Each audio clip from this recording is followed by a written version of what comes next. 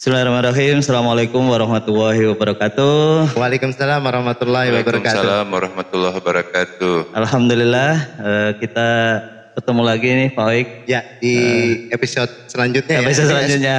Gak tahu episode berapa sekarang, 21 mungkin ya. 21. Ya, kalau salah nanti dikoreksi. Ya, Sobat Semesta Menghijau dan Sobat Pelatihan semua. Kebetulan kita ini berada di Temu Karya dan Munas Widya Iswara. Tingkat nasional. Tingkat nasional. Untuk komisariat. Untuk komisariat Kementerian Lingkungan Hidup dan Kehutanan. Alhamdulillah di tengah-tengah kita hadir ini beliau. Beliau adalah sebenarnya ini sejawat saya dulu. Oh sejawat ya? Sama-sama di Taman Nasional. Oh ya, mungkin nanti perkenalannya lebih detail lagi ya. Lebih detail lagi. Jadi kita di Temu Karya dan Munas Widya Iswara, kita berkumpul semua Widya Iswara di Pusat Diklat SDM LHK. Pematerinya banyak nih sebenarnya. Ya. Hanya waktunya padat banget. Iya, padat banget. Jadi kita culik Pak ini, ya. Pak Sudirman. Mudah-mudahan banyak informasi yang disampaikan oleh Pak Sudirman ini terkait dengan kalau spesialisasinya di perlindungan hutan dan pengamanan hutan. Perlindungan dan pengamanan Ya, hutan ya. Baik Sobat Semesta Menghijau dan Sobat Pelatihan, kita langsung perkenalan dengan beliau. Mungkin nama, kemudian asal ya. Ya, asal kemudian riwayat pekerjaan. Riwayat pekerjaan dari nih. mulai apa? Singkat Terlahir aja, CPNS. Ya, CPNS aja. Kemudian pendidikan ya. Pendidikan. Sekarang di profesi di Widya Iswaranya seperti apa perjalanannya ya? Dipersilakan. Silakan Pak Dirman. Ya, terima kasih. Assalamualaikum warahmatullahi wabarakatuh. Waalaikumsalam warahmatullahi wabarakatuh. Nama saya Sudirman Sultan ya. Ya. Tapi katanya tidak bisa dibalik Mas Oi. Sultan Gak apa-apa. Karena Ini Sultan dari Makassar kan? Tapi tidak bisa balik. Karena kalau Sultan kan jadinya orang Solo nanti kan. Oh iya. Sultan Sudirman. Iya, betul. Tapi kalau keluar negeri kayaknya dibalik gitu. Ya, kalau di tiket ya dibalik. Dibalik ya di tiket ya. Benar. Oke. Jadi Sudirman Sultan, saya lahir dan besar di Jeneponto. Jeneponto. Kita di wilayah Salah satu Sulawesi kabupaten itu, ya. salah satu kabupaten Ya, ya. yang terkenal dengan kota kudanya ya. Ya, Oh, Seperti iya, itu. iya. khasnya. Ya, jadi khasnya. Kondro. Jadi kalau ke Makassar Pak Bang Inal ya, Iya. kalau ke Makassar ya harus coba Harus gitu contoh ya. kuda ya. Ya, contoh kuda ya. Ya. Seperti itu, jadi saya lahir dan besar di Jeneponto, kemudian dari SD sampai SMA di Jeneponto, kemudian melanjutkan studi di S1 Pertanian Unhas ya. Jadi saya bukan kehutanan ya. Pertanian Unhas, Ya. Fakultas atau jurusan? jurusan budidaya pertanian saya. Oh, budidaya pertanian. Jadi waktu itu masih Fakultas Pertanian dan Kehutanan. Masih gabung ya. Gabung ya. Jadi saya ngambil budidaya pertanian. Tahun berapa itu? Saya masuk tahun 92. Selesainya 97 ya. Iya. Jadi S1-nya setelah selesai 97 masih mengabdi di Unhas sebagai asisten dosen. Oh, astaga. Jadi untuk mata kuliah statistika pertanian sama rancangan percobaan pertanian ya. Mantap sekali. Hitung-hitungan APK mantap. Ya. Jadi kemudian sementara mengabdi itu tiba-tiba ada pendaftaran ya. Jadi saya sebenarnya jalan-jalan saja ke Kanwil, dulu masih di Kanwil Kehutanan ya. Oh iya. Kanwil Kehutanan, saya jalan-jalan ke Kanwil Kehutanan itu, sebenarnya yang saya cari itu pendaftaran yang stafnya ya. Iya. Pendaftaran stafnya yang biasanya buka bulan Oktober. Iya. Sampai di sana di papan pengumumannya itu ada pendaftaran tapi udah lewat. Iya. Udah lewat ya. Iya. Jadi udah lewat 2 hari itu. 2 hari. Nah, jadi ternyata pendaftarannya itu Jagawana ya. Jagawana. Waktu itu namanya Jagawana ya. Jadi pendaftaran Jagawana, kemudian saya lagi berdiri itu saya pulang. Karena kan udah tutup pendaftarannya. Iya. Di tengah jalan itu ada adik teman saya minta ditemani. Buat daftar. Buat lihat lagi. Jadi lihat lagi. Saya sudah infokan kalau pendaftarannya udah tutup deh. Ya. Tapi dia ngotot, temani saya Kak. Ya, ini saya temani kan. Sampai di sana saya sementara berdiri ada pegawai kehutanan lewat. Kenapa deh? Dia bilang, ini Pak ya. Saya bilang, ini Pak ya, ada pendaftaran tapi udah tutup. Ditanya, adek S1 atau SMA? Bilang, kalau yang adek ini SMA, saya S1. Ditanya, umurnya berapa? Nah, umur waktu itu masih 23 tahun ya. Iya. Jadi Oh kalau S1 coba ke atas deh, ke kepegawaian ya. Karena banyak yang tidak lolos administrasi. Karena gitu batas ya. umur. Dulu kan Ya. waktu penerimaan Jagawana, saya kan Jagawana angkatan pertama, angkatan percobaan ya. Untuk S1-nya. S1-nya, ya. Jadi waktu itu kan semua Jagawan itu kan masih keterampilan ya, belum ada keahliannya seperti sekarang. Jadi saya ke atas lah, ke atas, diukur tingginya, nyampe, tanya IPK-nya, oke. Yang kepegawaiannya itu bilang begini sama saya, ini saya kasih formulir deh ya. Tapi besok jam 10 itu harus sudah tiba di sini, karena jam 12 itu berkasnya sudah harus dikirim ke pusat. Jadi setelah ngambil formulir itu saya pulang kan kembali ke kampus. Jadi di kampus itu saya ketemu dengan dosen saya yang saya ikuti sebagai asisten itu. Dia tanya, saya tanya sama beliau, ini Pak ada pendaftaran Jagawana. Ini langsung dilihati saya Pak.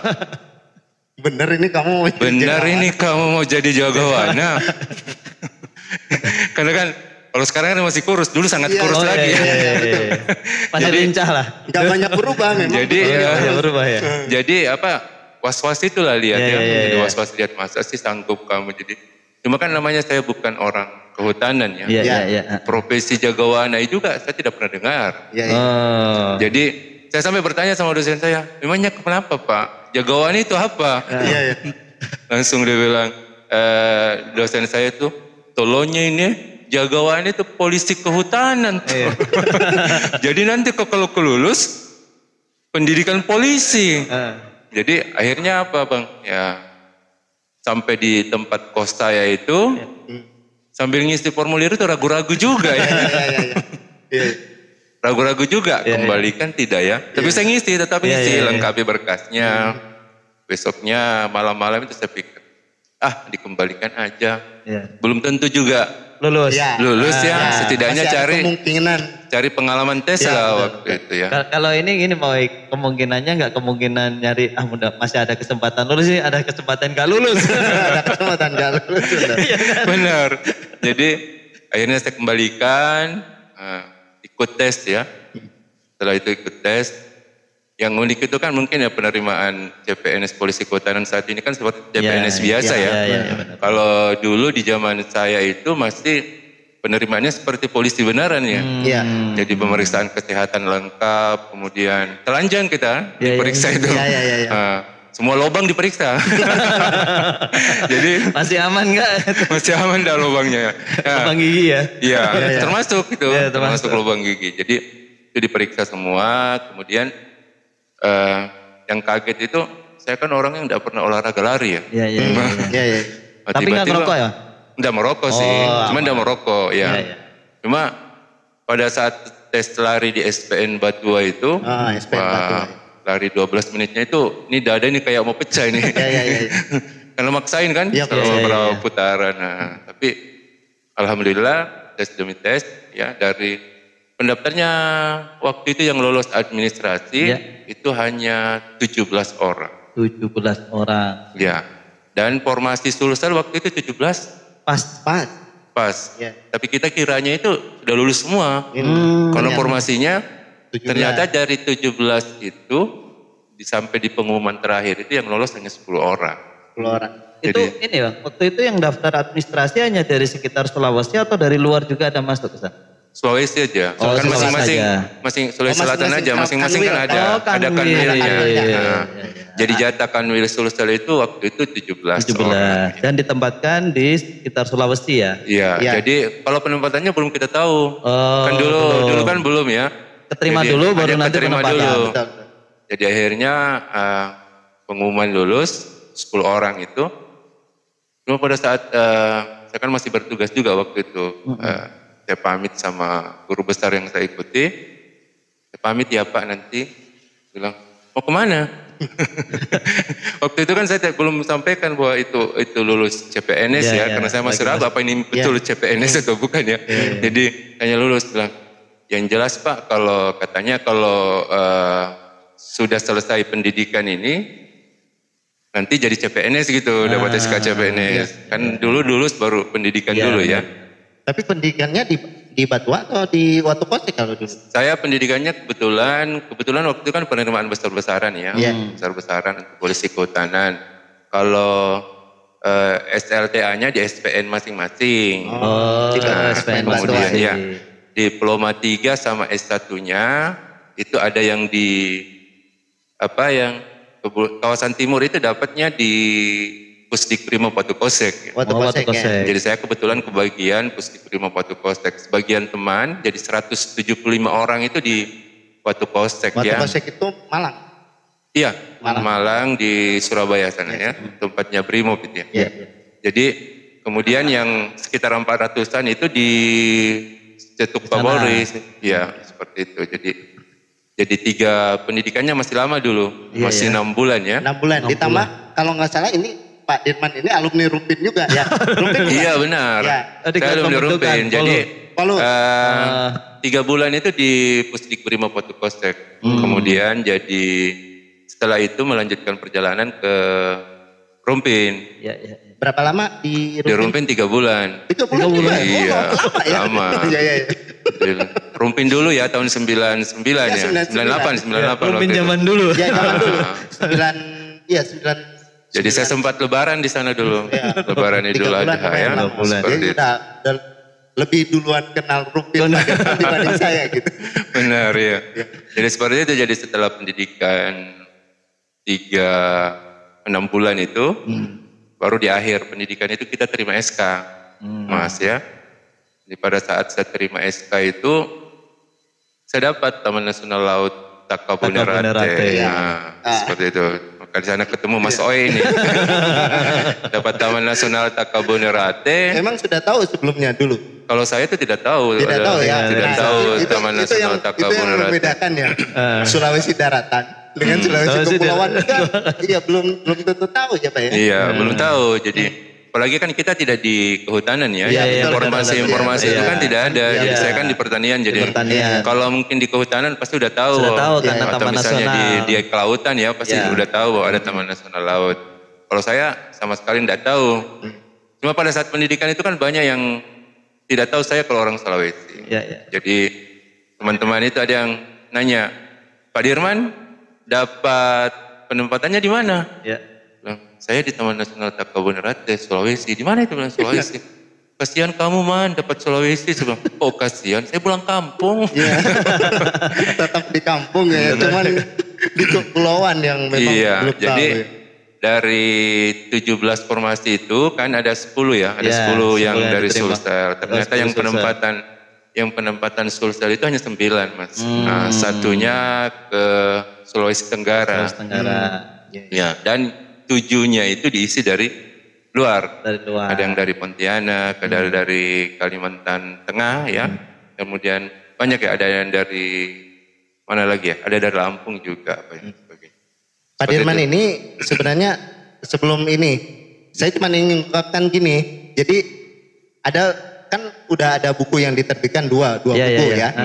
Tapi saya pengen Pak Dirman juga nerbitin 1 buku gitu. Yang cerita Takabonerate terus ada sayanya. Karena itu bikin 2 berarti penulisan 2 pengalaman. Itu luar biasa. Memori gitu. Ya, luar biasa. Hanya sedikit cerita itu. Ini komandan patroli kan. Saya ikut numpang. Saya kan P. Itu kemalaman di jalan udah gelap, nggak kelihatan apa-apa. Jalan atau laut? Di laut. Oh iya di laut. Bukan malam. Malam di perahu. Jadi perjalanan dari Benteng ke Takabonerate itu menempuh waktu sekitar 6 sampai 9 jam. Nah, itu 6 sampai 9 jam. Dalam kondisi normal ya. Di laut. Di laut. Saya kebayang aja kalau di Ambon itu ya kan sama juga kehidupannya ya, di kurang lebih gitu. Iya. Oke. Berarti lanjut ini. Penempatan sudah, kemudian nah sekarang karir di Jagawana dulu. Di Takabonerate sampai tahun berapa itu? Ya jadi kalau di Takabonerate-nya dari 99 ya sampai 2004. Jadi sekitar 5 tahun 9 bulan ya. Jadi sekitar 5 tahun 9 bulan mutasi. Dulu kebetulan ada formasi Widaswara. Memang tertarik ya? Atau kalau saya pindah? Tidak, kalau saya di plan pribadi saya pada saat menerima materi kepegawaian di prajabatan itu ya, pengenalan jabatan itu saya memang karena mungkin terbiasa ngajar ya. Iya. Oh benar tuh. Sudah terbiasa ngajar. Jadi waktu itu dulu kan belum ada penerimaan penerimaan Widya Suara yang murni ya. Semuanya kan dari perpindahan. Jadi di situ saya lihat. Jadi target saya itu mungkin sekitar 10 sampai 15 tahun di Jagawana, kemudian pindah ke penyuluh kehutanan. Penyuluh, malah niat juga ya. Kenapa mau ke penyuluh kehutanan? Supaya kembali ke basic. Misalnya penyuluh kehutanan kan basic ilmu pertaniannya gitu. Rencananya kan. Setidaknya ada nyambung gitu. Dari penyuluh kehutanan barulah berpindah ke Widya Suara. Karena saya menganggap bahwa Widya Suara itu kan harus punya pengalaman lapangan, sehingga kita ketika kita memfasilitasi proses belajar itu lebih matang gitu ya. Karena bercerita apa yang kita sudah alami, sharing apa yang sudah dialami. Kita ini orang lapangan semua nih. Alhamdulillah ya. Pernah di lapangan gitu. Oke. Karena saya ingat Mas Holik dulu pertama sampai di Takabonerate. Nangis terus? Tidak nangis, cuma kalau berpikir keras duduk di pasir itu. Luar biasa. 5 tahun di sana ya. Jadi sekitar 5 tahun. Waktu itu penempatan pertama saya dapat pulau Latondo dulu ya. Latondo. Ternyata di sana baru pos. Belum ada. Karena dulu masih unit Taman Nasional. Unit Taman Nasional. Masih eselon 4 ya. Iya, eselon 4. Jadi waktu itu saya dapat itu namanya jiwa selesai pendidikan ya. Kepala Balai nanya waktu itu. Sudah siap untuk bertugas? Saya langsung jawab aja. Siap. Saya tidak datang Pak kalau saya tidak siap bertugas. Prinsip kami adalah ragu-ragu mundur. Luar biasa. Seperti itu. Tapi gara-gara mungkin pernyataan seperti itu saya dikasih pulau yang tidak bersahabat. Ternyata di pulau yang itu dianggap oleh teman-teman di Takabonerate dulu itu ada pulau rawan. Ternyata masyarakatnya tidak bersahabat. Jadi memang pada saat saya sampai itu tidak ada satupun masyarakat yang ngomong begitu. Sehingga target saya waktu itu 3 bulan pertama itu interaksi. Saya harus bisa interaksi dengan masyarakat. Membuka percakapan ya. Jadi saya pendekatannya waktu itu melalui masjid. Jadi yang lucu itu pertama saya pendekatan by masjid kan saya kebetulan daftar untuk khotbah Jumat. Cuma ada budaya yang berbeda dengan budaya di tempat saya. Padahal masih sekitar ini ya Sulawesi agak beda ya. Karena di sana tuh Bajo ya. Kabupatennya Selayar, tapi sukunya Bajo. Banyak suku Bajo ya. Iya. Jadi pada saat saya naik di podium untuk khotbah Jumat itu, saya salah berdiri Mas. Di situ kan ada serah terima tongkat dengan sorbannya. Iya. Saya di podiumnya kan podium menghadap ke depan ya. Jadi saya berdirinya di tangga yang ketiga, yang paling tinggi. Sementara di podiumnya itu ada atapnya. Jadi saya benar bungkuk, saya pasang betul lagi itu sorbannya. Jadi ini teman yang Jagawana itu yang dari Bone, Pak, sama namanya Pak Dirman juga bilang, ketawa-ketawa terus kan pada saat saya khotbah. Jadi pada saat saya turun, kenapa ketawa? Saya bilang, Pak Dirman kayak kakek-kakek betul. Karena menyesuaikan dengan ketinggian itu. Iya, karena saya bungkuk gitu ya. Sudah bungkuk pegang tongkat lagi, pakai sorban lagi. Harusnya di tangga kedua ya. Harusnya tangga pertama karena saya tinggi kan. Oke. Jadi seperti itu. Tapi dengan pendekatan-pendekatan seperti itu ya betul. Jadi akhirnya target saya itu selama 3 bulan itu sudah bisa bersosialisasi dengan masyarakat. Jadi 1 tahun di Latondo. Cuma kan di sana kita pikir ya, saya waktu itu berpikir, kan waktu itu S1-nya ada 3 ya, ada 4 orang. Ada 4 orang ya. Ini Jagawana semua? Jagawana. Sudah dengan PEH? Sudah, Jagawana semua. Belum ada teknisinya datang Mas Oi. P-nya belum ada. Yang ada teknisi kehutanan. Teknisi kehutanan. Itu kan baru 2003 PEH. Betul.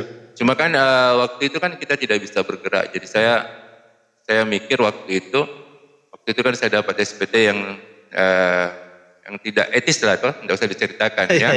Ini saya mau komplain, saya suruh aja tanda tangan teman-teman itu untuk komplain. Tapi akhirnya apa? Dengan seperti itu, saya berpikir kita ini kan jagawana angkatan pertama ya. Jadi harusnya namanya jagawana angkatan pertama harus bisa membawa pembaharuan gitu. Itulah perbedaan kita dengan penerimaan yang SLT. Jadi mungkin saya berpikir kementerian ini membuka untuk S1. Ini arahnya ke arah sana. Arahnya ke arah sana. Jadi waktu kumpul itu saya bincang-bincang, apa sih yang dilakukan di posnya? Tidak ada. Jadi kan memang fasilitasnya kan tidak ada. Jadi nanti ada laporan, ketika ada laporan juga kita susah ya. Jadi akhirnya dengan pengalaman-pengalaman selama kurang lebih 5 bulan, 6 bulan, saya pikir, jadi kalau selama pelatihan itu kita tidak, kadang kan kalau ngantuk ya, tidak perhatikan materi, jadi saya waktu itu sudah mencoba mencari aturan-aturan. Kayaknya kita harus bentuk organisasi deh. Sehingga kita bentuknya yang itu Satgas. Satgas. Itu di bawah unit ya? Satgas Jagawana kan dulu. Dan dulu itu belum istilahnya masih merintis ya. Jadi di tempat lain belum tentu ada juga. Iya, belum ada. Jadi akhirnya dapatlah ya SK Menhub 597 tahun 98 kalau tidak salah itu ya. Terkait dengan Satuan Tugas Operasional Jagawana. Ya. Jadi dengan dasar itulah maka kami mengusulkan untuk membentuk Satgas. Ya. Waktu itu teman-teman pada saat pemilihan nunjuk saya sebagai komandannya. Di antara 4 tadi ya? Di antara 4 tadi. Itu berarti yang SMA juga ada ya sebenarnya? SMA ada 3 orang. Jadi kami diploma 3 ada juga 1. Jadi kami bertujuh. Polusi kehutanan itu. Ini bertujuh berlapan ya? 8. Iya 8. 8 orang. Jadi itu akhirnya kami bentuk Satgas, ya. Satgas. Kemudian saya selalu berpikir lagi bentuk Satgas poskonya di mana ya? Poskonya di mana? Saya berpikir lagi seperti ini Mas. Ada salah satu zona di sana, zona inti Taman Nasional yang sudah ditetapkan sebagai zona wisata oleh Taman Nasional. Masih jarang pengunjungnya kan? Jadi saya berpikir petugas saja malas ke sana, bagaimana mau kita promosikan ke orang? Ya. Betul. Akhirnya saya putuskan bahwa kita poskonya adalah di pulau yang tidak berpenghuni itu. Di Tinabo. Pulau Tinabo poskonya kan? Poskonya di Pulau Tinabo. Ya, jadi itu diusulkan gitu Bang? Atau kami usulkan penetapan ke dari pimpinan. Ya, jadi kan nanti ada SK-nya ya, SK Bala, SK unit waktu itu pimpinan membentuk Satgasnya diusulkan. Jadi terbentuklah Satuan Tugas ya. Itu sudah di tahun pertama ya? Tahun 2000 waktu. 2000. Kan 99 selama masa orientasi kan masih. Tentu kalau suka dukanya itu panjang kalau ceritain itu satu sesi lagi mungkin ya. Tapi perjalanan karir mungkin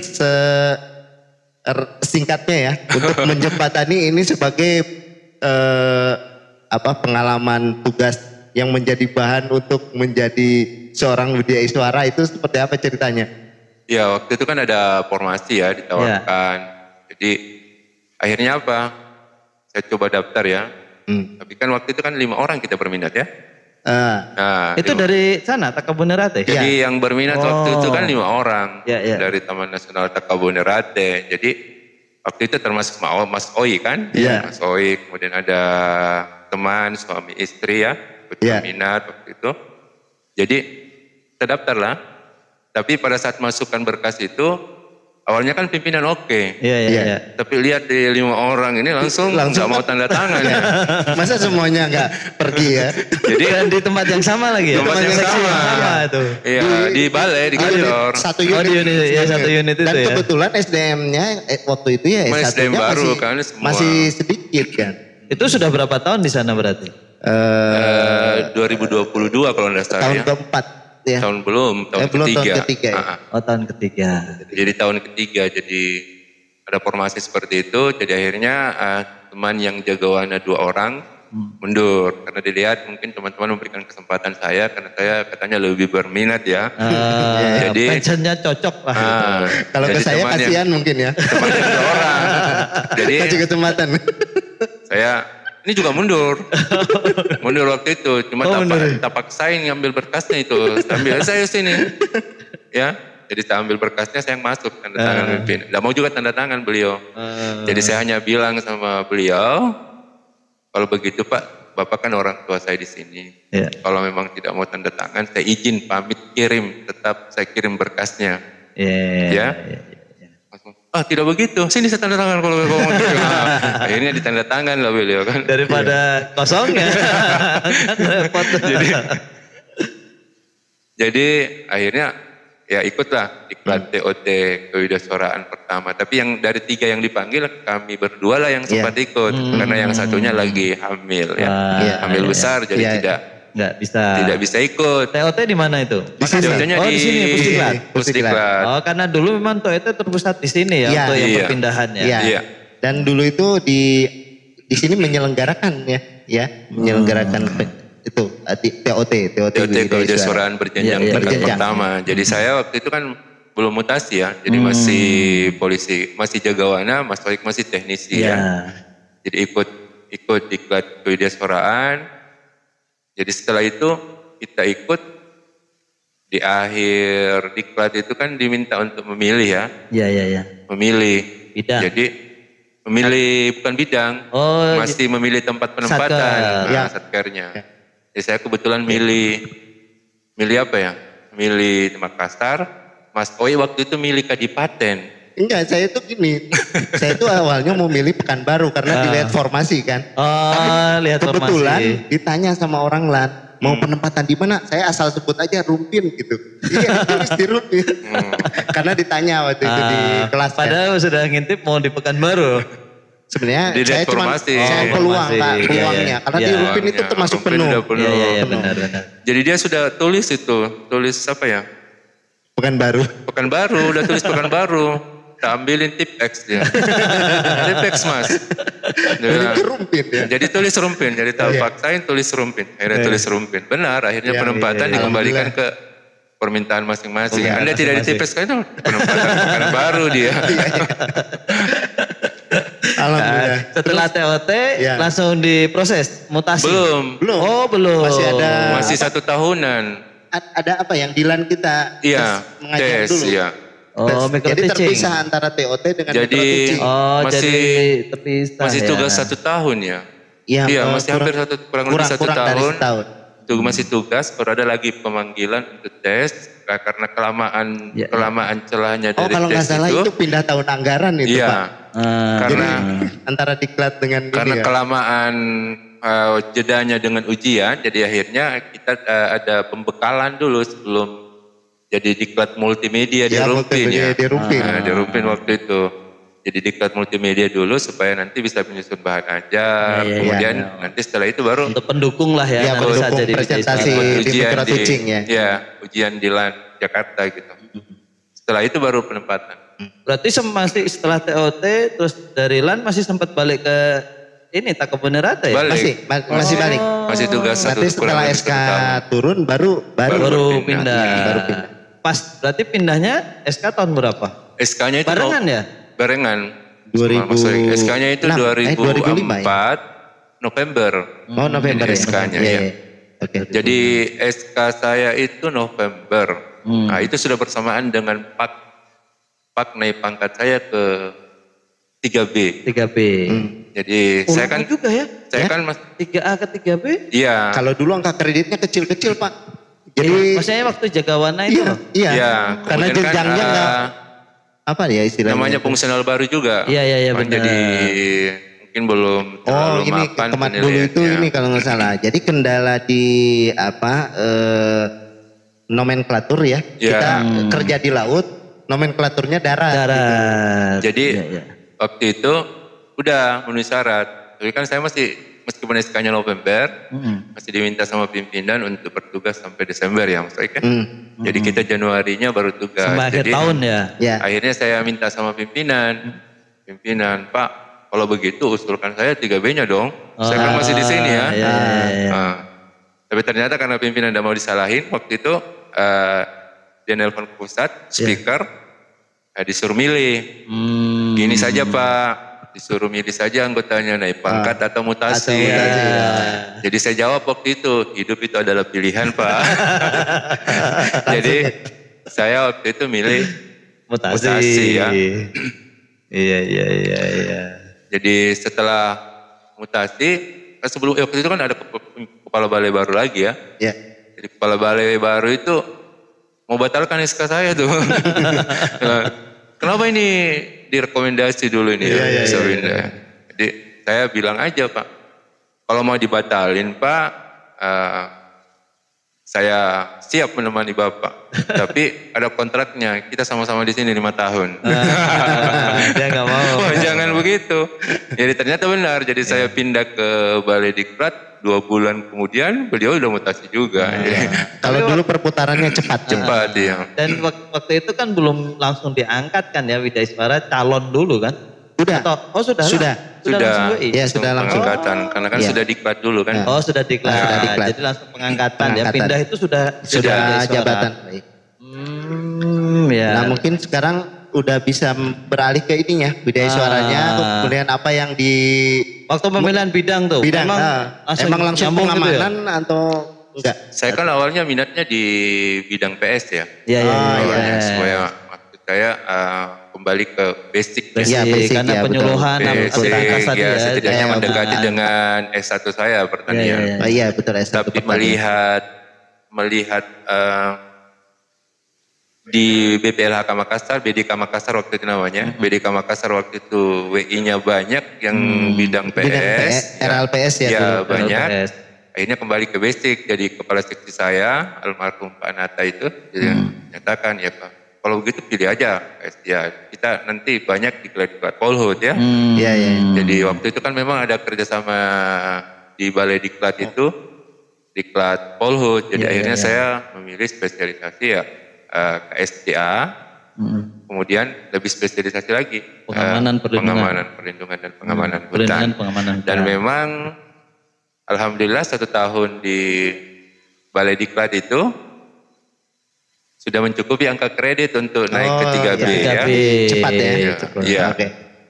Tapi sebenarnya hitungannya lama banget itu. Dari tahun 98. Memang. Jadi pada saat 3A ke 3B itu memang saya lama ya, karena berpindah ke jabatan. Tapi kan hidup itu pilihannya. Jadi pas 3B-nya itu 7 tahun. 7 tahun di 3A baru berpindah. Tapi alhamdulillah berikutnya cepat ya. Cepat. Jadi yang cepat itu saya di muda ya. Di muda itu hanya 1,5 tahun. 1,5 tahun. Kan 1 tahun dalam jabatan kan bisa ya. Jadi 1,5 tahun saya di muda, saya sudah di Madya. Jadi saya 3C, golongan ruang 3C itu saya sudah Madya. Jadi Madyanya kalau dihitung-hitung sampai sekarang itu saya Madya dari 2009. Kalau dulu bisa ya? Ya memang bisa. Jabatan kan dulu. 3C angka kredit terpenuhi. Yang penting angka kredit ya terpenuhi ya. Kan jabatan lebih cepat ya. Jabatan bisa lebih cepat dari ini. Jadi seperti itu. Jadi Madyanya sampai sekarang dari 2009 sampai sekarang.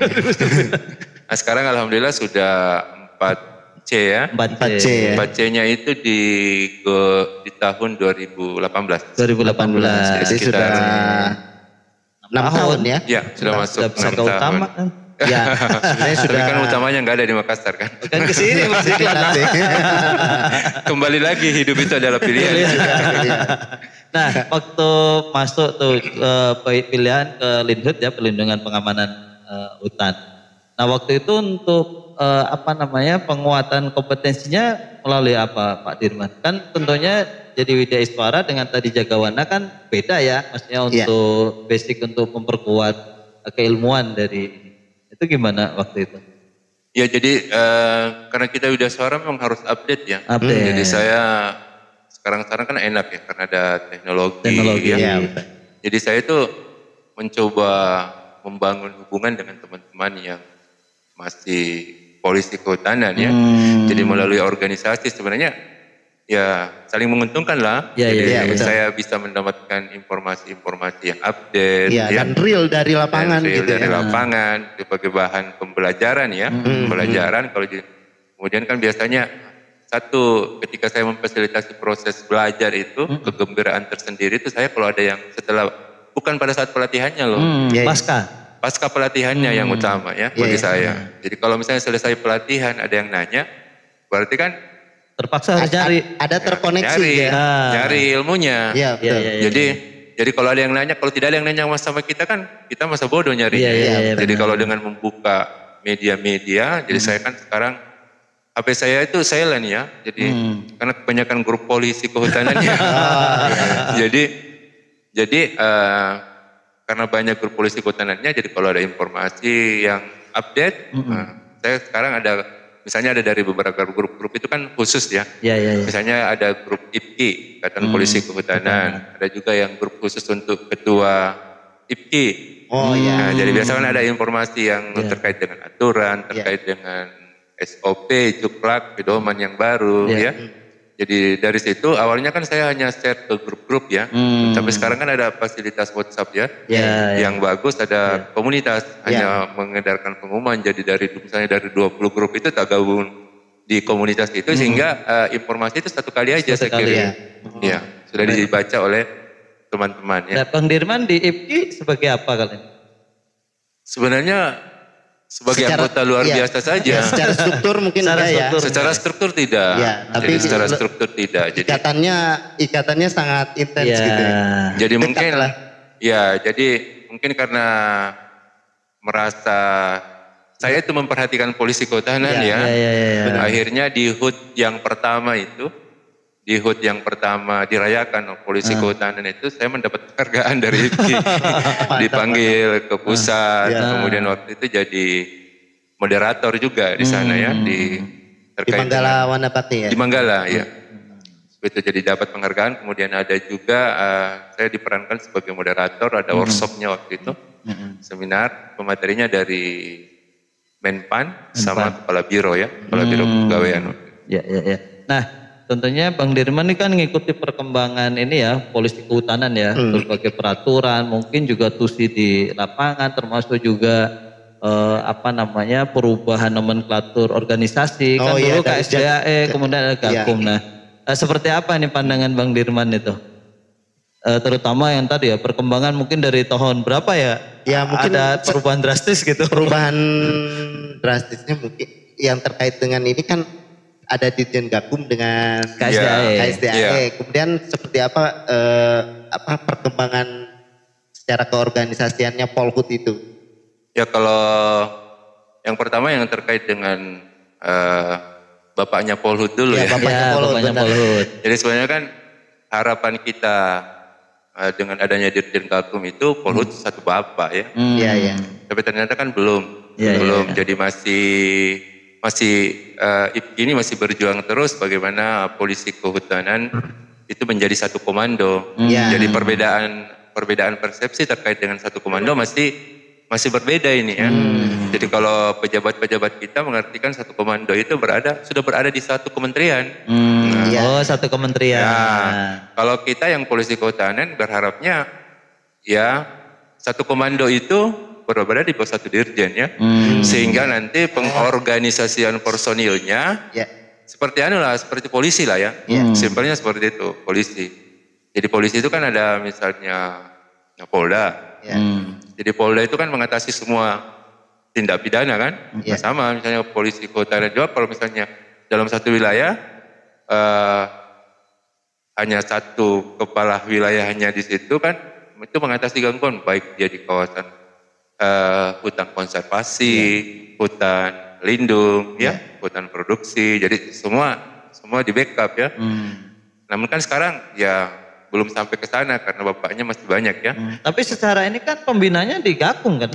Ya, secara teknis operasional ya, tetap pembinanya di Gakum, pembina teknisnya ya. Namun saya lihat kan tentu saja ada kesulitan pengorganisasian personilnya ya. Misalnya karena berbeda dirjennya. Misalnya sekarang, ya syukur sekarang sudah ada penerimaan lagi generasinya kan. Nah, dulu pada saat belum ada penerimaan kan, kalau misalnya dia satu dirjen kan bisa diatur misalnya yang sudah tua-tua masuk di unit mana yang tidak terlalu berat di lapangan ya. Seperti itu, yang muda-muda mungkin masuk di unit operasi dan sebagainya ya. Sehingga lebih pengorganisasiannya lebih enak. Jadi kalau misalnya sekarang kan misalnya ada di kelas sport ini yang mau jalannya di kelas sport itu hanya untuk Gakum aja. Jadi kalau misalnya mau ikut itu harus ngurus mutasi dulu kan, mutasi dulu ke misalnya ada polhut dari dinas, ada polhut dari dirjen, eselon lain, SDAE, PPI misalnya. Oh PPI ada juga ya? Iya, PPI juga ada. PPI juga jadi ada yang mau ikut di kelas sport ya. Sports kan saat ini hanya diperuntukkan untuk ya polisi kehutanan yang ada di Gakum ya. Ya karena kan ya Gakum harus spesialis ya. Spesialis itu. Tapi tantangan berat yang berbeda dari teman-teman saat saya di lapangan dulu ya. Saat di lapangan dengan teman-teman sekarang dengan adanya pembagian tusi ya. Ya Gakum kan dengan adanya Gakum ya tentu saja bergerak karena represif yang lebih dominan ya, meskipun tetap ada preventifnya ya. Jadi yang lebih dominan itu, tapi kan yang kalau di Gakum saya enak, tapi yang psikologisnya teman-teman di tingkat tapak itu yang berkurang sekarang ya. Apa itu psikologis? Ya. Misalnya kita nangkap. Kalau Gakumnya tidak berada di wilayah itu, sementara anggaran penyidikan misalnya di KSDA sudah tidak ada. Sudah nggak ada karena ditarik anggaran ke sana. Penyidikannya ada di Gakum. Kan beda dulu di zaman saya Pak Mas Soik ya. Satu paket ya. Satu paket ada anggaran penyidikan. Nah, sekarang di KSDA itu kan sudah satu paket lagi hanya anggaran pengamanan, tidak ada anggaran penyidikannya. Sehingga kalau misalnya ada kasus kan kalau butuh koordinasi. Kalau kita koordinasi masih bagus kalau di tempat itu ada Gakum, ada posko Gakum. Tapi kan tidak semua ada posko Gakumnya ya. Kalau dekat cepat berkoordinasinya gitu ya. Sementara kalau kita berkoordinasi ke induk kita itu ya polisi misalnya. Kan harus kita siapkan anggaran untuk penyidikannya misalnya. Tapi ada saja saya lihat pengalamannya ada teman kepala seksi itu pengalamannya bagus. Jadi membangun hubungan yang baik dengan pembina induk ya. Pembina induk di tempat ternyata ya tanpa anggaran pun ya ternyata masih bisa komunikasi. Kasusnya masih ditangani oleh kepolisian ya. Memang dinamis banget ya polisi kehutanan ya. Nah terkait dengan ini yang polisi kehutanan di dinas seperti apa itu konektivitasnya dengan yang di UPT? Jadi kalau konektivitasnya kan hanya sebatas di pembagian tugas mungkin. Dia kan mengawasi hutan lindung ya. Hutan lindung. Betul. Dari pembagian kawasannya, jadi dia akan mengawasi hutan lindung. Kemudian secara teknis operasional kan semuanya tetap Gakum sebagai pembina. Misalnya terkait dengan, kalau dulu kan dinas itu bebas ya, terkait dengan formasinya. Sekarang kan BKN tidak mau. Harus ABK itu berdasarkan persetujuan Kementerian Teknis. Kementerian Teknis ini rekomendasinya dari Gakum. Seperti itu. Itu dulu sempat ini Bang Derman, saya diminta kasih angka kredit itu karena Polhut waktu di dinas itu kan nomenklaturnya bukan fungsional, kan banyak itu. Banyak, sampai sekarang masih. Nomenklatur pelaksana. Iya. Jadi di era fungsional juga saat ini masih banyak yang tidak berhasil memfungsionalkan polisi kehutanannya. Karena kan ternyata kan prosesnya mungkin karena ketidakpahaman, proses-proses di pemerintah dalam jabatan daerah untuk perpindahan, termasuk di masa impasing kan lewat. Jadi banyak yang lewat. Jadi beberapa provinsi saja yang sempat ikut proses impasing kemarin. Nah, beberapa provinsi tidak sempat. Ada beberapa yang saya bimbing itu ya sudah mau connect dengan pusat untuk ABK-nya dan sebagainya, tiba-tiba terganti pimpinannya ya, terganti kabit yang biasa koordinasi, jadi mentah lagi. Jadi memang kalau dari awal lagi ya. Di Pemda ini kan termasuk cepat kompleks juga ya, kompleks karena kan harus konsultasi ke Kementerian Teknis ya. Memang kaitan dengan pengangkatan dalam jabatan Polhut itu yang khususnya impasing dulu. Pengalaman itu dilematis juga itu. Kaitan dengan pengangkatan dalam jabatan, kemudian juga pelaksanaan otoritas kewenangan. Kan waktu itu ditanya, kayak Polhut diangkat dari impasing, perlu nggak diklat pembentukan? Karena dalam peraturan impasing kan nggak bunyi. Ya benar, jadi itu juga itu memang menarik itu. Jadi karena impasing itu tapi kan ada yang berbunyi setelah pengangkatan 3 tahun, 3 tahun harus sudah diberhentikan. Jadi ada rasa sementara tidak diberhentikan sama satkernya maupun sama UPT-nya atau misalnya dari kementerian, kalau yang tugas di kementerian dan diberhentikan. Jadi ada rasa was-was. Jadi akhirnya apa? Peran saya itu jadi provokator data saja.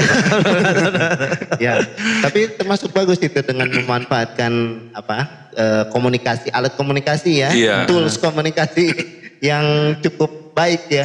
Jadi waktu itu saya datalah polhut yang belum diklat pembentukan. Ya. Jadi hanya ini aja ya, disebar aja siapa yang belum diklat polhut, polhut yang belum diklat gitu ya. Saya buat Google Form kan. Itu 2018 berarti? Iya, mulai 2018. Kan in-passing awal tuh 2018. Benar. Jadi 2018 itu saya coba data, kemudian dari datanya itu saya langsung share ke Gakum. Jadi saya share ke Pusdiklat ini, ke Bu Sinta. Jadi sampaikan ke Bu Sinta, kalau ditunda-tunda ini tambah membengkak ini. Karena data sekarang sudah hampir tembus 500 nih. Yang belum pembentukan waktu itu ya.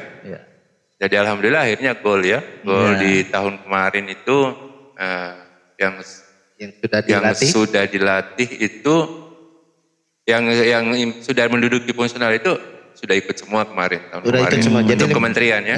500 itu udah ya. Iya, untuk kementerian. Jadi kalau dengan dinas waktu itu 700, Pak. Jadi datanya kalau kita gabung dengan dinas itu ada 700 orang yang belum pembentukan. Jadi berdasarkan data itu, alhamdulillah tahun ini sudah diselenggarakan lagi berlangsung di Setupa. Ada target kemarin, target pesertanya itu 265, tapi hanya terisi 263. Kemarin tuh campuran ya, ada yang in-passing, ada yang dari CPNS juga. Benar, masih campuran. Jadi pembentukan semua tersisir. Ada juga seperti Papua Tengah, itu kan belum fungsional ya. Jadi kemarin hasil rapat itu yang penting yang bersangkutan memang mau diurus untuk kejabatan fungsional.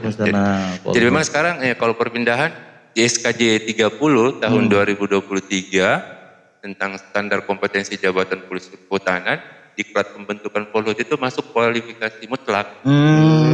Jadi mungkin ini belum digarap ya, belum digodok sama Pusrembang. Jadi mungkin ke depan karena dia masuk kategori mutlak, berarti kan harusnya yang mau berpindah pendidikan dulu. Kan seperti tidak menduduki dulu karena syarat untuk ikut uji kom, portofolio dasarnya pasti harus sudah diketuk. Jadi seperti itu karena dia masuk di kualifikasi mutlak. Tidak seperti jabatan fungsional yang lain kan. Jabatan fungsional yang lain itu hanya kualifikasi penting. Seperti itu. Memang polhut nih dia karena ada aturan tersendiri. Karena beberapa kasus dulu juga yang sempat tadi malam diskusi itu, secara administrasi kepegawaian kan dulu uji kom saja tuh sudah diangkat, tapi belum diklat pembentukan. Kan 2017 itu ada edaran PP 17 PP itu kan terkait pengangkatan dalam jabatan itu cukup uji kom. Ya benar. Belum diklat pembentukan tuh polhut.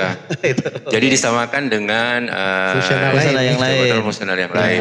Tapi berdasarkan pengalaman diklat tahun kemarin, ya memang kita harus memperhatikan ketika diklat pembentukan itu menjadi kualifikasi yang mutlak, maka harusnya ke depan penerimanya jangan disamakan dengan yang lain.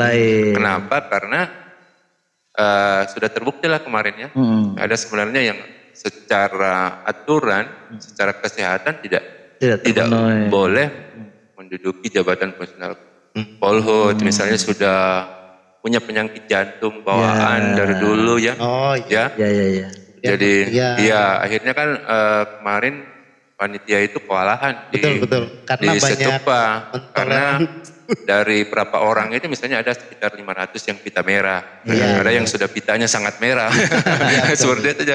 Jadi harus jadi akhirnya yang tahun ini yang 263 itu kita sudah lakukan pemeriksaan lengkap sebelum mereka mengikuti diklat pembentukan. Jadi kalau tidak bisa memenuhi itu, tidak bisa terpanggil. Iya. Tapi meskipun masih ada sekitar 9 sampai 10 orang yang masih terdeteksi ada penyakit, tapi setidaknya sudah ada screening awal ya Mas. Iya.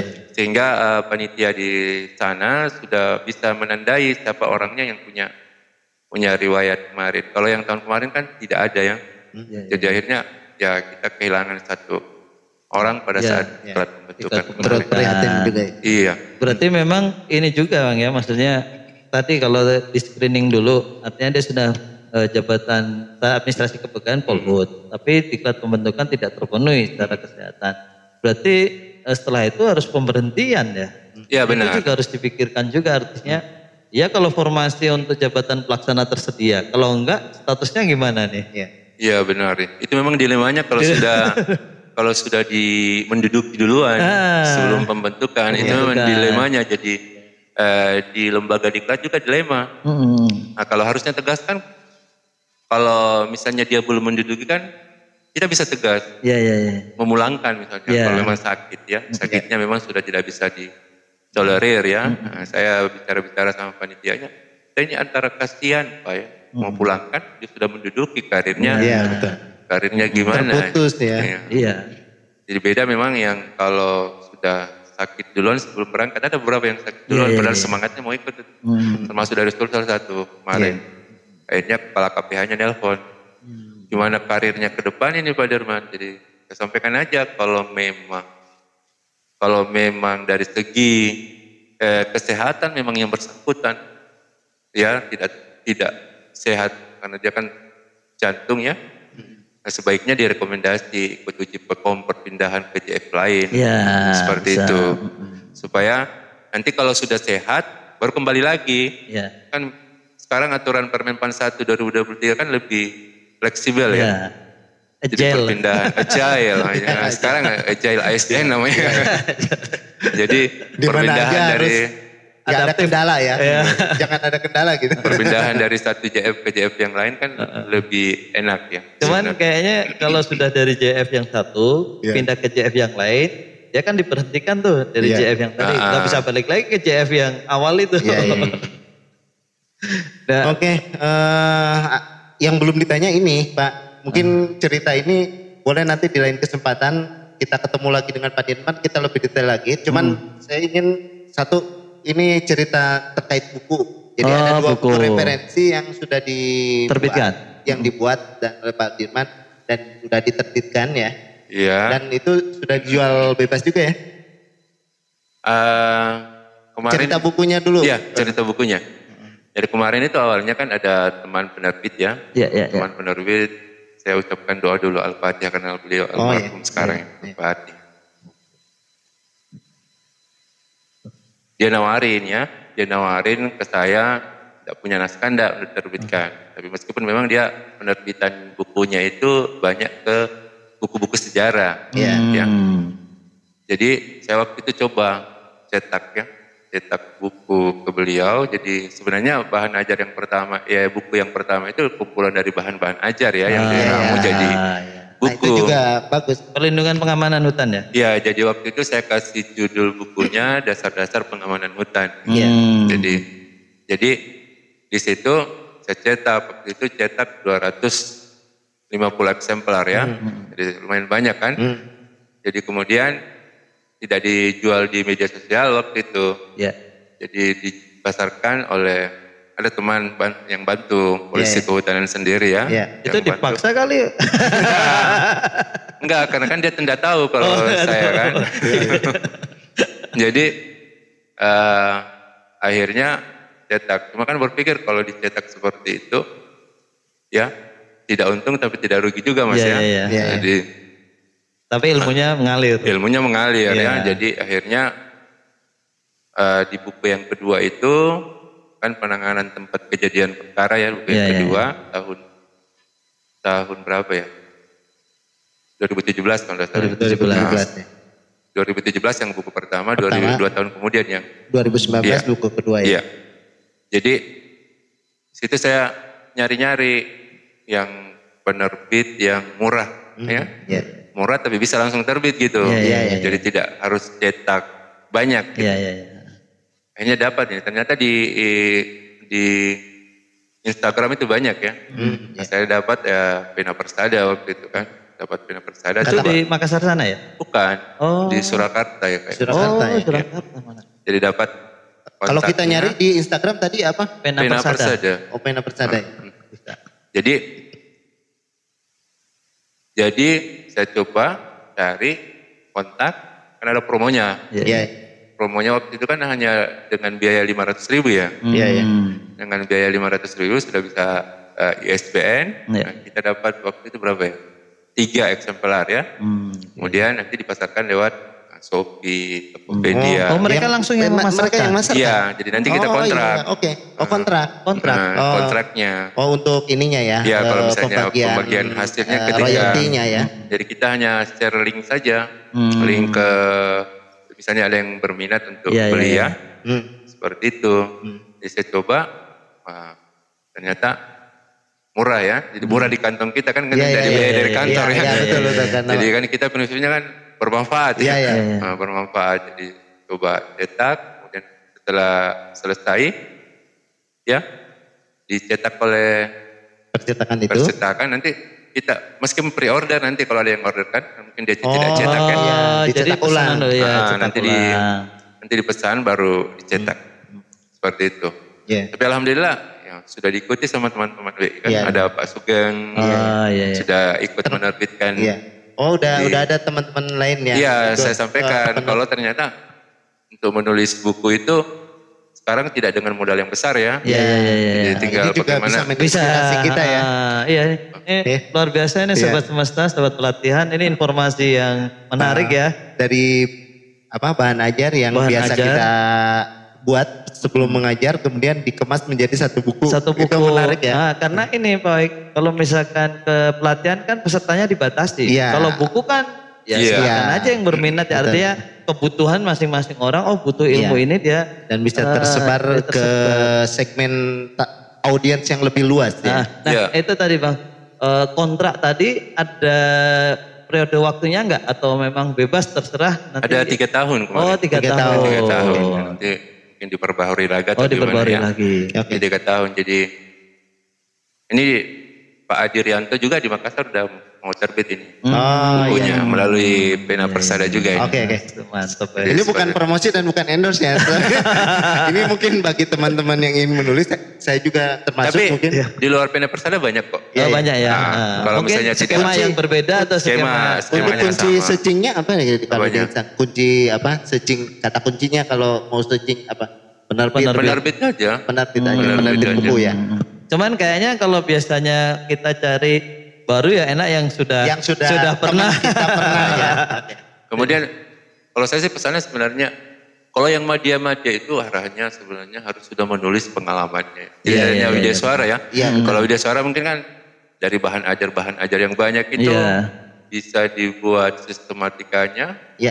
Jadi buat sistematikanya dulu nanti diisi dikit-dikit dari bahan ajar yang kita yang ada kan. Jadi, kayaknya kita setelah ini bisa bisi-bisi Bang Derman nih. Bisa gimana bukunya supaya kebagian. Kemarin udah dikasih. Saya waktu saya ke Makassar. Saya harus ke Makassar dulu. Ada sebuah. Oh mantap. Ini kan bisa untuk wawasan juga ya. Betul. Kan kebetulan dibawa untuk bahan pameran kemarin ya. Oh mantap. Jadi kalau saya melihatnya itu teman-teman yang JF Madya itu harusnya sudah mengarah ke menulis.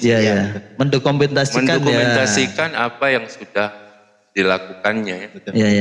Nah, saya kan kebetulan, ini target saya juga di kepengurusan. Saya kebetulan ketua forum fungsional, Jabatan Fungsional Sulawesi Selatan. Sulawesi Selatan. Yang baru diamanahkan kemarin. Di tahun 2003. Sampai 2026 kalau salah periode. Itu atas inisiatif ya Persatuan Forum itu? Kalau yang forum itu sudah lama kayaknya kalau sudah. Selatan. Jadi yang ketua pertamanya itu Pak Iwan. Iya. Artinya gini, apakah ini untuk seluruh jabatan fungsional seingat saya Sulawesi Selatan? Oh iya.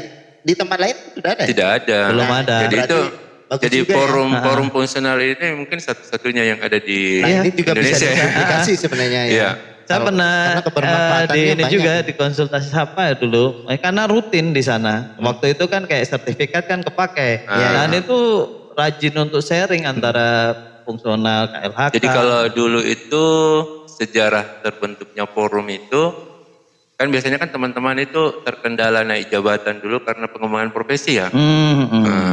Karena kan dulu ada persyaratan pengembangan profesi. Dimana yang paling mudah buat dari kegiatannya dulu kan membuat makalah yang diseminarkan. Dan angkanya gede. Nah, tapi itu fasilitas. Tapi diseminarkan, syarat untuk diseminarkan itu harus mengundang. Harus ada dari instansi lain yang hadir. Tapi dengan terbentuknya forum itu kan tidak menjadi kendala. Jadi misalnya teman-teman ada yang punya karya yang mau diseminarkan, tentu saja melalui forum ya. Jadi seperti itu. Tapi akhirnya berkembang di zaman Pak pengurusan kedua. Jadi saya ini pengurusan periode ketiga ini. Periode ketiga. Berapa tahun? 3 tahun. Oh 3 tahun. Jadi cuma kan tantangannya berbeda saya lihat. Nah tantangannya berbeda. Kalau dulu kan angka kredit pengembangan profesi itu menjadi angka kredit yang wajib. Yang dikejar itu. Yang dikejar. Jadi saya kemarin pada saat pemilihan itu ada visi misi itu. Ada penyampaian visi misi juga. Penyampaian visi misi itu ya bagaimana JF ini berkinerja, mendukung kinerja organisasinya. Nah, tapi yang saya tekankan adalah sesuai dengan level jabatannya. Kan banyak JF belum berperan sesuai dengan level jabatannya. Misalnya ada kalau media, perannya harus level media lah. Seperti itu. Ditingkatkan dari terampil ke makanya lebih ke keahlian gitu. Makanya arahnya saya biasa sampaikan ke teman-teman media. Jadi media itu fokusnya salah satunya adalah menulis. Jadi menulis supaya nanti ada yang dibaca oleh teman-teman. Kalau tidak sanggup menulis, saya kan sebelum menulis buku, sebelum menggunakan buku kan lebih banyak ke blog ya. Dulu rame-ramenya blog ya. Jadi sampai sekarang masih ngisi blog. Jadi ada. Masih ngisi juga sekarang. Masih. Jadi, dan itu gimana? Ada insentif nggak? Belum ada. Kan saya belum ngejar seperti itu. Enggak, maksudnya ketertarikan orang terhadap blog itu masih tinggi. Masih, karena kan kalau searching orang cari literatur apa gitu ya, informasi yang dibutuhkan. Kalau misalnya cari literatur kan sekarang coba dengan AI saja misalnya misalnya dengan sekarang AI coba tanya terkait dengan pengamanan hutan, muncul kan informasi dari muncul biasanya hanya informasi, ada kalau AI-nya yang sudah ada citasinya gitu. Pasti muncul citasinya situ. Sudah ada dari Sudirman Sultan gitu. Dari blog mana, di blog pengamanan hutan misalnya. Oke. Mantap. Ini banyak yang perlu kita contoh ya. Buku yang kedua apa dulu belum tadi kan baru satu tadi.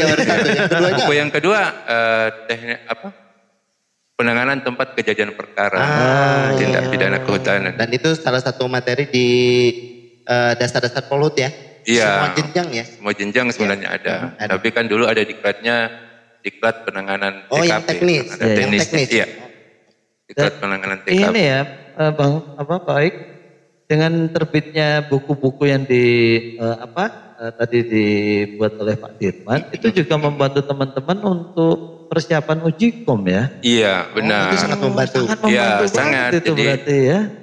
Jadi membantu untuk asesor juga yang ngomong akses sama pesertanya asesinya juga. Dan kebetulan Pak Dirman juga asesor ini ya? Iya, jadi saya biasa share juga ke teman-teman asesor supaya misalnya yang kan biasa juga ada asesor yang bukan polisi ya. Jadi supaya nanti bisa kita satu persepsi ya. Tergambar. Nah sampai saat ini dengan tadi aktivitas Pak Dirman tentang Polhut tadi support yang memang sebenarnya tidak formal ya, data, kemudian buku yang sudah diterbitkan, ada nggak opini-opini yang tidak sejalan dengan Pak Dirman gitu? Seperti apa itu kira-kira? Misalnya dari terbitan buku ada yang nulis di blog gitu. Komen, kontra opini. Belum ada sih. Belum ada. Atau teman-teman sesama KLHK gitu. Belum ya? Belum ada. Belum ada. Berarti sekarang masih aman ya? Bukan, maksudnya ini biasa dunia itu never flat, ini flat masih. Enggak, artinya gini. Ini artinya masih dalam posisi ini sepertinya belum ada second opinion yang atau bisa jadi gini Pak Dirman ini jadi lead. Ya. Nah, jadi di depan yang sisanya follow. Ya, oke. Jadi sudah ada acuan, sudah ada. Ini kita tinggal ngikut aja. Artinya ini juga misalkan kan bisa jadi ya ada yang senior. Oh ini sebenarnya nggak cocok nih. Cuman mau untuk menyampaikan sudah ini masih dalam koridor lah gitu aman. Iya benar. Itu. Ya luar biasa Pak. Mungkin kita sudah berapa jam nih? Hampir. Dan kita dalam posisi sudah nggak ada ya sahabat sudah 1 jam sudah 1 jam ya luar kurang biasa. lebih 1 jam 1 jam ya. Terima kasih Pak Terima kasih banyak ada Pak satu Dirman. pesan mungkin ya, pesan benar sampaikan ya. Sekalian jadi, juga sambil ini promosi apa? hijau. Oh iya benar. Jadi saya tertarik nih semesta menghijau ya. Jadi inovasi yang luar biasa ya. Luar biasa. Ya, karena pembelajaran. Terima kasih. Saya pertama melihat semesta menghijau ini, saya bilang ini juga saya harus lakukan di forum ini. Forum fungsional LHK ya. Jadi misalnya kan untuk berbagi, karena kan untuk berbagi pengalaman. Jadi ini mirip dengan saya pernah mengisi di RRI ya. Pernah dulu. Pernah. Jadi materi terkait dengan pengamanan hutan untuk masyarakat ya. Jadi seperti itu. Jadi inovasi-inovasi seperti ini memang ya harus dikembangkan ya. Seperti itu dan saya lihat yang baru lirik dari semua balai pelatihan baru Rumpi nih. Ya sebenarnya Kadipaten sudah ada. Sudah, tapi belum ada lebih dulu malah. Oh iya. Tapi mungkin karena studio ya. Kalau ini kan orang di lapangan. Nah, saya juga awalnya kira ini studio ya. Studio lapangan. Tapi maksudnya dengan pengalaman ini saya sempat video tadi persiapannya kan. Oke. Jadi maksudnya ini kan fleksibel malah. Kita berada di mana enak untuk ternyata kita ketemu narasumber nih yang bagus ini pengalamannya ya. Kita bisa berbagi. Ya sebenarnya kalau yang untuk kita jabatan-jabatan media ini kan sebenarnya kalau di tingkatan perilaku ya. Itu sudah harusnya perilaku bermanfaat kita. Nah, itu dia. Seperti itu. Mudah-mudahan kita juga harapannya seperti itu. Jadi keberadaan podcast ini, channel ini bisa banyak manfaat untuk audiens ya, lebih luas gitu. Jadi seperti itu jadi pesannya. Saya selalu pesan itu kalau misalnya untuk yang jabatan-jabatan tinggi di JF ya, untuk media. Jadi media itu bukan lagi ranahnya media itu mengeluh, tapi bagaimana media itu mengatasi keluhan di satkernya, kan seperti itu. Jadi itu yang harus dibangun ya, dibangun sehingga kita bisa kreatif dan melihat peluang-peluang seperti yang semesta menghijau. Mudah-mudahan. Saya yakin itu doa ya. Termasuk itu juga motivasi dari kita. Mudah-mudahan dengan dorongan doa dan dukungan juga dari Sobat Semesta ini, yang mudah-mudahan kita lebih bermanfaat lagi ya, Pak Jenal. Benar. Jadi kalau saya itu tidak pernah nganggur Mas. Karena apa? Pertanyaan terus kan ada di WA. Jadi konsultan juga ya, konsultan kepegawaian. Akhir-akhir ini konsultan Pak integrasi, Pak integrasi dan konversi karena banyak. Dan sudah ada diproduksi videonya terkait dengan Pak integrasi kan? Ada. Jadi channelnya apa Pak? Channelnya Kak Sudi. Kak Sudi. Jadi memang kenapa Kak Sudi? Saya dalam 5 tahun ini sering nyamar. Sering nyamar di pendaftaran KLHK ya. Jadi saya ada yang tidak tahu, jadi kalau misalnya ada yang bertanya di situ saya jawab aja. Tapi barusan tahun 2022 ini saya cepat ketahuan kalau saya sudah PNS ya. Tapi di grup itu memang panggilnya Kak Sudi. Syarat masuk grup itu. Bahasa sekarang juga Kak kan. Itu yang di TikTok ya. Di TikTok kan pokoknya pesan orderan Kak. Gitu. Mau tua mau muda ya. Jadi awal-awal ngisi channel YouTube itu seperti itu kan biasanya. Jadi kalau misalnya ada pertanyaan yang berulang. Tinggal saya arahkan dulu untuk mendengarkan ya. Mendengarkan. Jadi kalau video yang sudah dibuat ya. Sudah yang dibuat. Cuma kalau yang terkait dengan materi-materi teknis bukan saya yang jelaskan, saya hanya potong videonya dari BKN karena kan biasanya dari kepegawaian misalnya beberapa saat kan tidak percaya lah kalau saya yang menjelaskan karena saya kan bukan orang kepegawaian. Dan yang punya kewenangan ya. Iya, tapi kalau yang punya kewenangan langsung yang menjelaskan, jadi yang terkait dengan PRKBKN kemarin ada sekitar 10 video lebih itu. Jadi mulai dari pengangkatan pertama dan sebagainya itu sudah saya buat ada videonya. Di channel Kak Sudi ya? Iya benar. Nanti subscribe juga di channelnya Kak Sudi. Iya. Termasuk yang kita juga mungkin Pak. Semesta menghijau. Semesta menghijau. Baik, sobat Semesta Menghijau dan sobat pelatihan, alhamdulillah kesempatan hari ini nih luar biasa. Ya. Ini suatu hal yang kita jarang ketemu gini ya. Kemudian kesempatannya ada dan di sela-sela kesibukan ya, adanya acara. Sebenarnya banyak teman-teman kita yang kita pengen ambil informasi, pengalaman hanya padat banget ya. Mudah-mudahan nanti suatu saat kita bisa menggali lah gitu ya. Dan alhamdulillah tadi hari ini kita bisa menggali tadi pengetahuan, wawasan, pengalaman Pak Dirman yang panjang sebenarnya. Kalau cerita lagi lebih panjang sebenarnya. Nanti kita mudah-mudahan ketemu di lain kesempatan Pak Dirman ya. Betul. Baik, Sobat Semesta Menghijau, kita cukupkan sekian. Jangan lupa subscribe channel kami, like ya, dan ikuti informasi. Bisa juga dinikmati di apa Pak Oik? Di Spotify. Ada Spotify. Di Noise dan YouTube Musik untuk audionya ya. Oh benar. Ya. Kalau misalkan mau ini juga ada kita saluran WhatsApp-nya juga. Oh iya. Kita nanti ada di saluran WhatsApp. Semesta Menghijau ya. Yang bisa di follow di situ. Bisa di follow di situ karena kita kalau di dunia mengajar yang melalui pendaftar kan hanya terbatas 30 satu angkatan. Iya benar. Nah dengan podcast ini bisa lebih banyak. Ya mudah-mudahan bisa bermanfaat. Salam semangat, salam bahagia, terima kasih Bang Dirman. Sampai ketemu lagi. Ya. Assalamualaikum warahmatullahi wabarakatuh. Waalaikumsalam warahmatullahi wabarakatuh. Terima kasih Pak Dirman.